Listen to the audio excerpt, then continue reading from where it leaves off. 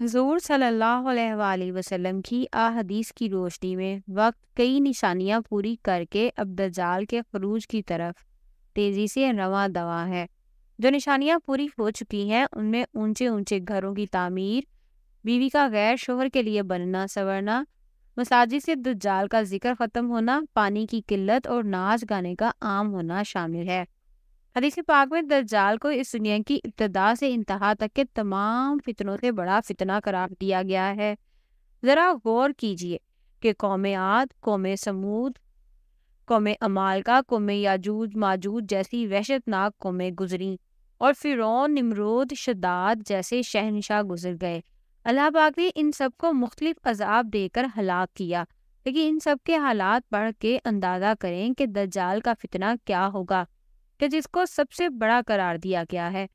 بعض شخص یہ خیال کرتے ہیں کہ دجال ایک نظام کا نام ہوگا جسے دجالی سسٹم کا نام دیا جاتا ہے، لیکن ہم بتاتے چلیں کہ دجال ایک انسان ہے جو کہ اس وقت بھی دنیا میں موجود ہے اور قید میں ہے۔ اس کی قید کے متعلق صحیح مسلم کی حدیث نمبر 7388 میں تفصیلی واقعہ موجود ہے۔ رسول محترم حضرت محمد صلی اللہ علیہ وآلہ وسلم ہر نماز کے بعد دجال کے فتنے سے اللہ کی پناہ مانگتے تھے تاکہ امت کو اس طرف رغبت ہو کہ وہ بھی دجال کے فتنے سے اللہ کی پناہ مانگتے رہیں۔ حضور کریم صلی اللہ علیہ وآلہ وسلم نے فرمایا، ہر نبی نے دجال کے فتنے سے اپنی قوم کو ڈرایا ہے، میں بھی تمہیں اس سے ڈراتا ہوں اور ایسی بات بتاتا ہوں کہ جو اس سے پہلے کسی نبی نے نہیں بتائی۔ وہ یہ ہے کہ دجال کانا ہوگا۔ دجال کے معنی بہت زیادہ جھوٹا اور مکار شخص کے ہیں۔ یہ شروع میں خود کو مسلمان ظاہر کرے گا، لیکن پھر نبوت کا اور بعد میں خدائی کا دعویٰ کرے گا۔ اصل میں یہود سے ہوگا۔ وہ ایک جوان، دراز قد، ایک آنکھ سے کانا، دوسری آنکھ میں لالگی، سینہ چوڑا اور اندر کی طرف جھنسا ہوا ہوگا، پیشانی چوڑی ہوگی جس پر کافر لکھا ہوا ہوگا جسے ہر شخص آسانی سے پڑھ سکے گا۔ دجال کے ظہور کی سب سے بڑی نشانی یہ ہے کہ اس کے نکلنے سے 3 سال پہلے پوری دنیا میں قحط پڑے گا۔ پہلے سال زمین 1/3 پیداوار روک دے گی اور آسمان 1/3 بارش، دوسرے 2/3 پیداوار اور بارش رک جائے گی، اور تیسرے سال نہ بارش ہوگی اور نہ ہی پیداوار، جس سے تمام چوپائے ہلاک ہو جائیں گے۔ تب دجال کا ظہور مشرق سے خراساں سے ہوگا۔ اس بارے میں حدیث کی تمام کتابوں میں متفقہ عالیہ ایک حدیث موجود ہے جو کہ نواس بن سمان کلابی سے مروی ہے۔ وہ فرماتے ہیں کہ ایک دن حضور صلی اللہ علیہ وآلہ وسلم نے دجال کا ذکر ایسے انداز میں کیا کہ ہم لوگ لرز گئے۔ اگلی صبح جب ہم حضور کی خدمت میں حاضر ہوئے تو انہوں نے جان لیا کہ ہم لوگ کل کے ڈرے ہوئے ہیں۔ حضور نے پوچھا کہ کیا معاملہ ہے؟ ہم نے عرض کیا، یا رسول اللہ، کل آپ نے دجال کے فتنے کی سنگینی کو بیان فرمایا تھا، جس سے ہمیں گمان ہونے لگا کہ وہ ہمارے قریب ہی کھجوروں کے باغ میں ہے۔ آپ نے فرمایا، اگر وہ نکلے اور میں تمہارے بیچ میں ہوں تو میں تمہاری طرف سے خود اس سے نمٹ لوں گا۔ اگر وہ نکلے اور میں نہ ہوں تو ہر آدمی اپنے نفس کی خود ہی حفاظت کرے۔ بس تم میں سے جو شخص اسے پالے اسے چاہیے کہ وہ سورۃ الکہف کی ابتدائی آیات پڑھے۔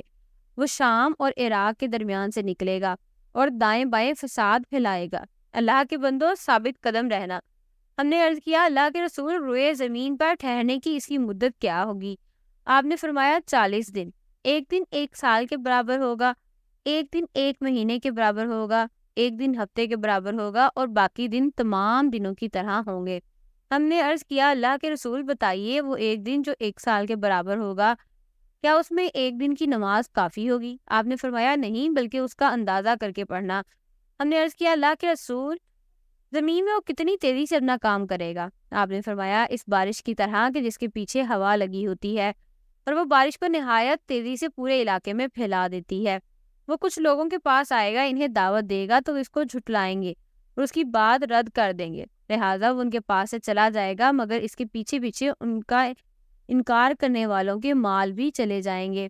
ان کا حال یہ ہوگا کہ ان کے پاس کچھ بھی نہیں رہے۔ پھر وہ کچھ دوسرے لوگوں کے پاس جائے گا، انہیں دعوت دے گا اور اس کی دعوت قبول کریں گے اور اس کی تصدیق کریں گے۔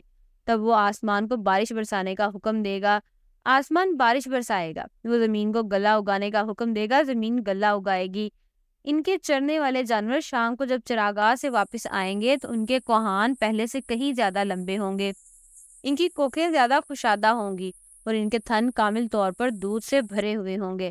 پھر وہ کسی ویران جگہ میں آئے گا اور اسے کہے گا اپنا خزانہ نکال. پھر وہاں سے واپس ہوگا تو اس زمین کے خزانے شہد کی مکھیوں کے سرداروں کی طرح اس کے پیچھے لگ جائیں گے.